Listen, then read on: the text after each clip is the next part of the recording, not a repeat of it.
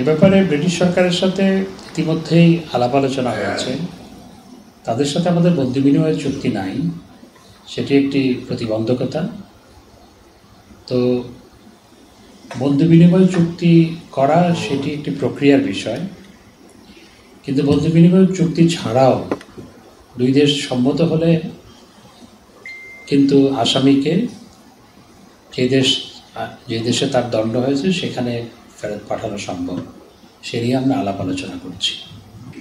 প্রথমত গতকালকের প্রস্তুতি সভা সেটি চীন সফর নিয়েছিল না, সেটি আমাদের রেগুলার সিনিয়র অফিসার্স মিটিং।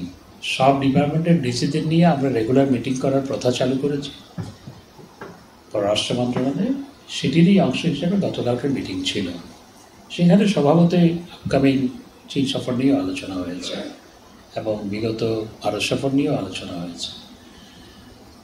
আমরা এটা নিয়মিত করি, প্রতি মাসে একবার। মাননীয় প্রধানমন্ত্রী 8ই জুলাই চীন সফরে যাবেন। 8 থেকে 11 তারিখ চীন সফর অনুষ্ঠিত হবে। আমাদের পররাষ্ট্রনীতির মূল প্রতিপাদ্য বিষয় হচ্ছে friendship to all, manage to নান, এবং এটির ফাউন্ডেশন জাতির পিতা বঙ্গবন্ধু শেখ মুজিবুর রহমান স্থাপন করে গিয়েছিলেন। ভারতে নতুন সরকার গঠিত হওয়ার পর মাননীয় প্রধানমন্ত্রী ছিলেন প্রথম আমন্ত্রিত বিদেশি সরকার প্রধান যাকে ভারত সরকার আমন্ত্রণ জানিয়েছে। এটি নিশ্চয়ই আমাদের জন্য এটি সম্মানের বিষয়, এবং আমাদের ভারত বিশ্বস্ত বন্ধু। মুক্তিযুদ্ধে তাদের সহায়তার মাধ্যমে আমাদের যে ভ্রাতৃত্বের বন্ধন রচিত হয়েছে সেটি কখনো ছিন্ন হওয়ার নয়। চীনও আমাদের ভেরি ইম্পর্ট্যান্ট ডেভেলপমেন্ট পার্টনার, এবং চীন আমাদের দেশে নানা প্রকল্পে গুরুত্বপূর্ণ বিনিয়োগ করেছে। আমাদের অবকাঠামোগত উন্নয়নে চীনের অনেক প্রতিষ্ঠান কাজ করেছে এবং করছে, এবং চীনের সাথে আমাদের সম্পর্কটা অত্যন্ত গুরুত্বপূর্ণ। তা আমরা যে সবার সাথে ব্যালেন্স করে আমাদের কূটনৈতিক তৎপরতা চালাতে পারছি, সেটির বহিঃপ্রকাশ হচ্ছে মাননীয় প্রধানমন্ত্রী ভারত থেকে আসার পর চীনে যাচ্ছেন, এবং চীন সফরটি অত্যন্ত গুরুত্বপূর্ণ। চীনে অনেকগুলো প্রকল্প নিয়ে আলোচনা হবে, এবং আমি মনে করি মাননীয় প্রধানমন্ত্রীর এই চীন সফরের মাধ্যমে দুই দেশের বন্ধুত্বপূর্ণ সম্পর্ক আরও দৃঢ় হবে। আপনারা জানেন যে পদ্মা সেতুর কন্ট্রাক্টর ছিল চাইনিজ।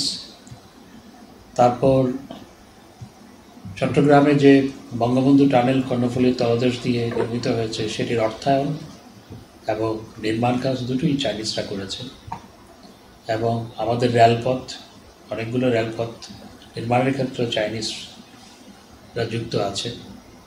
তো সুতরাং চায়না আমাদের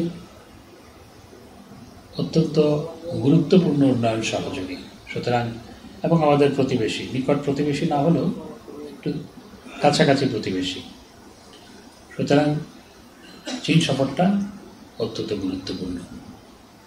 আর কোনো প্রশ্ন? দেখুন, তিস্তা চায়না অনেক আগে প্রস্তাব দিয়েছিল, এরপরে ভারতের প্রস্তাব আসছে। তিস্তা যেহেতু দুই দেশের যৌথ নদী, ভারত এবং বাংলাদেশের, সেই ক্ষেত্রে আমরা মনে করি এটি যদি ভারত আমাদেরকে আমাদের প্রয়োজন অনুযায়ী আমাদের সহায়তা করে তাহলে সেটি ভালো। আপনি কাঁদেন নাই মির্জা ফখরুল ইসলাম আলমগীর সাহেবের মতো? ইউনাইটেড হাসপাতাল তো সরকারি হাসপাতাল না, এটা তো একটা বেসরকারি হাসপাতাল। তো অ্যাম্বুলেন্স দেওয়া না দেওয়া তো সরকারের হাতে কেন হবে? ইউনাইটেড হাসপাতালেরই তো আপনি তাদের অ্যাম্বুলেন্স আছে এবং সমস্ত কিছু তাদের আছে। ইউনাইটেড হাসপাতাল যদি না দিয়ে থাকে এটা সরকারের তো কোনো দায় নয়, এটি ইউনাইটেড হাসপাতালকে তারা বলতে পারে। প্রথমত চীন সফরে যে সমস্ত বিষয়গুলো আলোচনা হবে, still we are developing that, কারণ সফর তো এখনও এক সপ্তাহ বেশি সময় বাকি আছে। তো অনেকগুলো বিষয় নিয়ে আলোচনা হবে। নিশ্চিতভাবে সেখানে রোহিঙ্গা সমস্যা নিয়ে আলোচনা হবে, কারণ রোহিঙ্গা সমস্যা সমাধানে, অর্থাৎ রোহিঙ্গাদের রিপ্যাট্রিয়েশনের ক্ষেত্রে চীনের ভূমিকা অত্যন্ত গুরুত্বপূর্ণ। চীনের পার্টির যে মন্ত্রী তিনি এসেছিলেন, তার সাথেও আমরা এই বিষয়টি আলোচনা করেছি। মাননীয় প্রধানমন্ত্রীর সফরে অবশ্যই এটি অত্যন্ত গুরুত্ব সহকারে আলোচিত হবে এবং আমরা আশা করি যে সবার সহযোগিতায় আমরা অন্তত রিপ্যাট্রিয়েশন রোহিঙ্গাদের সেটা শুরু করতে পারব। আর দেখুন, বাংলাদেশ ভারতের ট্রেন চলাচল তো আছে, ঢাকা কলকাতা ট্রেন চলাচল আছে, ঢাকা খুলনা ট্রেন চলাচল আছে এবং উত্তরবঙ্গ থেকে সেটি ঢাকা হয়েই যায়, শিলিগুড়ি পর্যন্ত ট্রেন চলাচল শুরু হয়েছে এবং 65 যুদ্ধের আগে আরও অনেক ট্রেন চলাচল ছিল। আমরা শুধু আসলে একটা সমঝোতা স্মারক হয়েছে এ ব্যাপারে, কোনো চুক্তি এখনও হয়নি এবং আমরা রিজিওনাল কানেক্টিভিটি নিয়ে আমরা ভাবছি যে বাংলাদেশ থেকে ট্রেন ভারতে শুধু যাবে না, বাংলাদেশ থেকে ট্রেন নেপালও যাবে, বাংলাদেশ থেকে ট্রেন ভুটানে যাবে এবং আমরা রিজিওনাল কানেক্টিভিটি নিয়ে আলোচনা করছি এবং যেটি করা হোক না কেন সেটি অবশ্যই, যেহেতু আমাদের অভিজ্ঞতা আছে ইতিমধ্যেই যে ভারত থেকে ট্রেন বেশ কিছুদিন ধরে, বেশ কয়েক বছর ধরে কলকাতা থেকে ঢাকায় আসে এবং সবাই খুশি, এ নিয়ে কোনো অভিযোগ এখনও পর্যন্ত কোনো দিন কেউ উপস্থাপন করেনি। সুতরাং আমরা যদি এটাকে ফার্দার এক্সপান্ড করি সেটিও আমি মনে করি সবার জন্যই সেটি উপকারে আসবে, উভয় দেশে লাভবান হবে। ধন্যবাদ।